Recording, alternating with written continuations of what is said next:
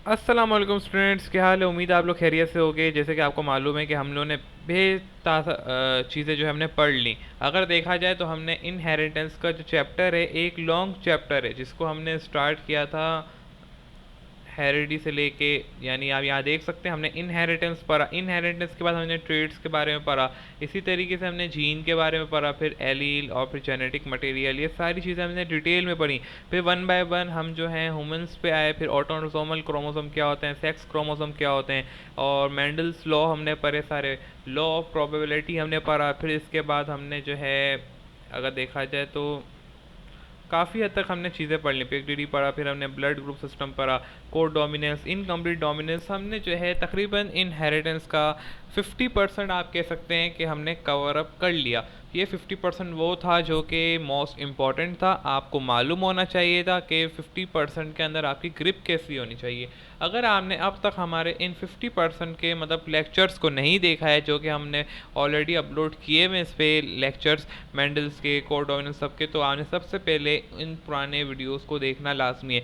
आज जो हम टॉपिक स्टार्ट करने जा रहे हैं वो इन तमाम लेक्चर्स को, जितने भी हमने लेक्चर्स अब तक पढ़े हैं, इन सब का जो है एक कंबाइंड चीज़ हम पढ़ने जा रहे हैं, जिसे हम कहते हैं X linked and Y linked chromosome.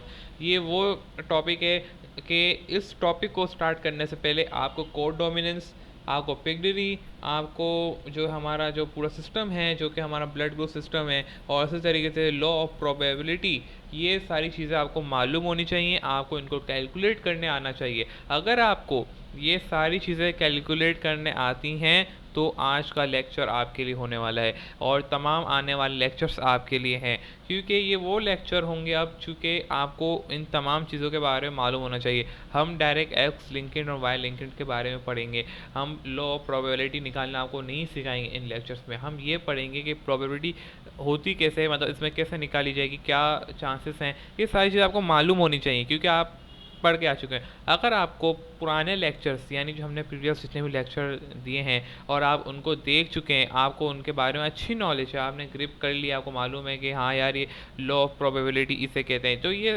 Codominance या पिगडरी सिस्टम, जो कि हमने सबसे मोस्ट इंपॉर्टेंट लेक्चर दिया था, जो कि आपके बुक का पार्ट नहीं था, सिलेबस का पार्ट नहीं था, लेकिन हमें एक्स लिंक्ड मालूम था कि वाई लिंक्ड जो हम पढ़ाने जाएंगे तो आपको पिगडरी के बारे में मालूम होना चाहिए, ताकि आपको रट्टा ना लगे। आप कॉन्सेप्चुअल क्रिटिकल थिंकिंग के साथ अपना जो है ये सारी चीज़ें कवर अप कर सकें।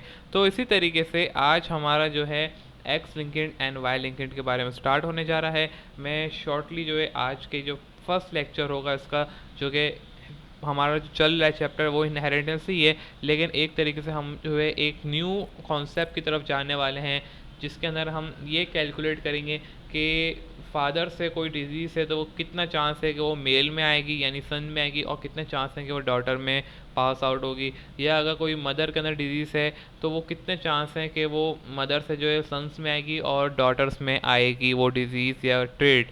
ये सारी चीज़ें हम कैलकुलेट करेंगे।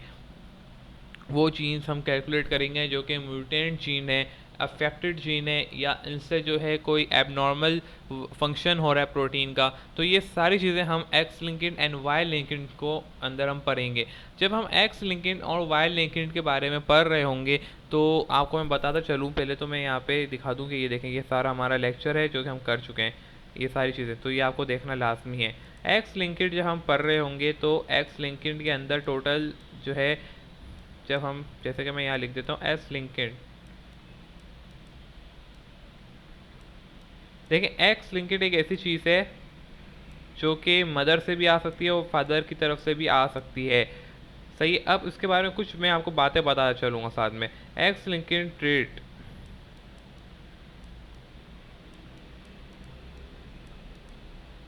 ये जो है एक्स लिंक्ड, ये डोमिनेट भी हो सकता है। हम डोमिनेट पहले पढ़ेंगे, फिर रिसेसिव के बारे में पढ़ेंगे।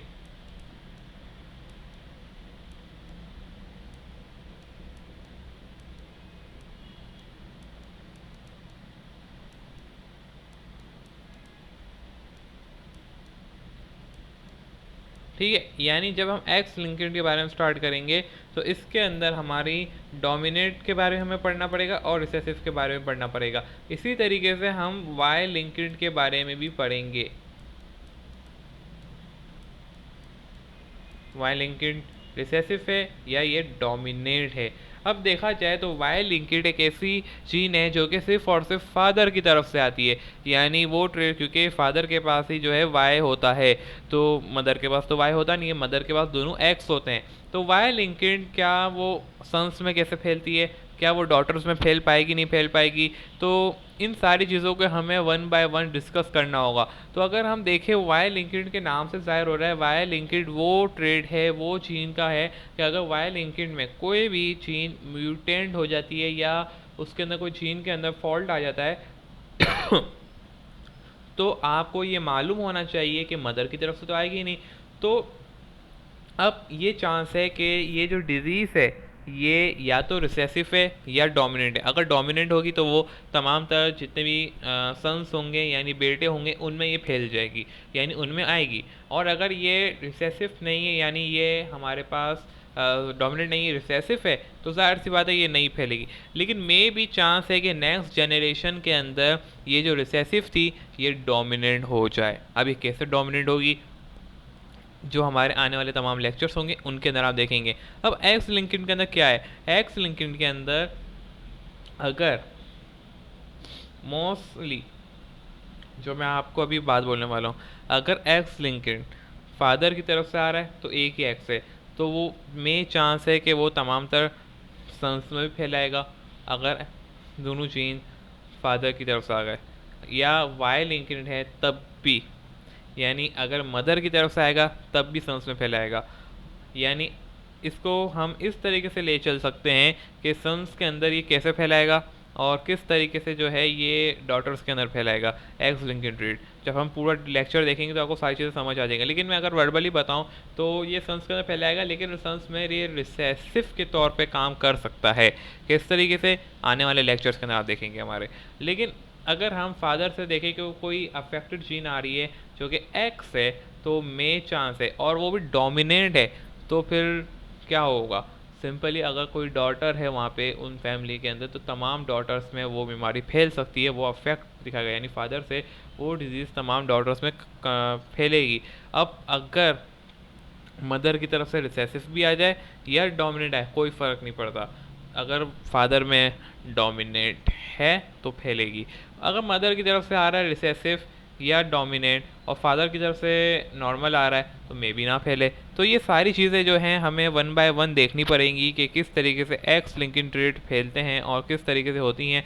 हम इसके अंदर ड्रोफिला यानी जिसे हम मक्खी कहते हैं, ड्रोफिला के अंदर आपकी बुक के अंदर रेड आई एंड वाइट आई के बारे में दिया हुआ है। फिर ह्यूमंस के बारे में भी हम पढ़ेंगे कि ह्यूमंस के अंदर ये किस तरीके से डिजीज़ अफेक्ट करती है और सारी चीज़ें करती है, फैलाती है, और कौन से जीन क्या फंक्शन करते हैं, एबनॉर्मलिटी आ जाए तो क्या होता है। इसी तरीके से हम आगे आने वाले लेक्चर्स के अंदर ये भी पढ़ेंगे what are the deleted genes और ऑटोसोमल डिजीज़ क्या होते हैं। ये सारी चीज़ें हमें पढ़नी है। माइटोकॉन्ड्रियल डिजीज़ क्या होते हैं, अगर आपको मालूम हो, मैं यहाँ पे शॉर्टली वर्बली बताऊँ कि जब भी ये अगर एक एग है यानी ओवम है और यहाँ से स्पर्म आएगा तो इसका सिर्फ और सिर्फ न्यूक्लियस जाएगा अंदर। तो माइटोकॉन्ड्रियल डिजीज़ किसकी तरफ से होने वाली है, कंफर्म मदर की तरफ से होगी, क्योंकि माइटोकॉन्ड्रिया हम किसका यूज़ कर रहे हैं, अगर ये माइटोकॉन्ड्रिया है हमारा तो मदर का यूज़ हो रहा है। अच्छा, जो स्पर्म आ रहा है इससे न्यूक्लियस आएगा सिर्फ, तो उसका मतलब क्या हुआ कि माइटोकॉन्ड्रियल डिजीज़ मदर से फैलेंगी, फादर की तरफ से नहीं फैलेंगी। तो ये सारी वो चीज़ें हैं जो कि आपको मालूम होंगी। अगर आपने सारे पुराने लेक्चर्स देखे हैं तो ये आप ये सॉल्व कर पाएंगे, क्योंकि इसके अंदर हम पिगरी ड्रॉ करेंगे, चेकर बॉक्स ड्रॉ करेंगे, देन उसकी हम जो है फाइंडिंग करेंगे प्रोबेबिलिटी क्या थी, इसके बाद हमारा रिजल्ट्स आएंगे, उनको प्रिडिक्ट करना होगा, और इस तरीके से हमारा जो है एक्स लिंक्ड और वाई लिंक्ड कवर अप होगा। फिर इसके बाद ऑटोसोमनल है, डिलीटेड जीन्स क्या होती हैं, अफेक्टेड जीन्स क्या होती हैं, अगर कोई ऐसी चीज़ है जो कि न्यूट्रल जीन्स क्या होती हैं, न्यूट्रल क्रोमोसोम्स क्या होते हैं, इन सब के बारे में हमें डिटेल में पढ़ना है। तो देखा जाए इनहेरिटेंस अभी भी हमारा 50% बाकी है, तभी मैंने बोला अब तक हमने जितना कवर अप किया है वो 50% है, अब भी 50% हम करेंगे। तो मिलते हैं नेक्स्ट वीडियो के अंदर। नेक्स्ट वीडियो के अंदर हम सबसे पहले एक्स लिंक्ड के बारे में पढ़ेंगे, उसके अंदर डोमिनेंट एंड रिसेसिव पढ़ेंगे। तो टिल देन अल्लाह हाफिज़।